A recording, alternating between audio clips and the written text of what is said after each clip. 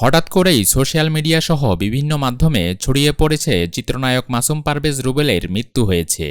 Social মিডিয়াতে বিভিন্ন ব্যক্তি এ সংক্রান্ত একটি ভিডিও শেয়ার করেছেন। বিষয়টি অল্প সময়েই ছড়িয়ে পড়ে।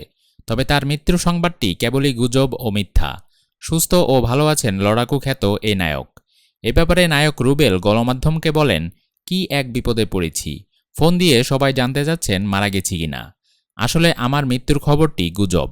আমি এখনও ভালো এবং সুস্থ আছি।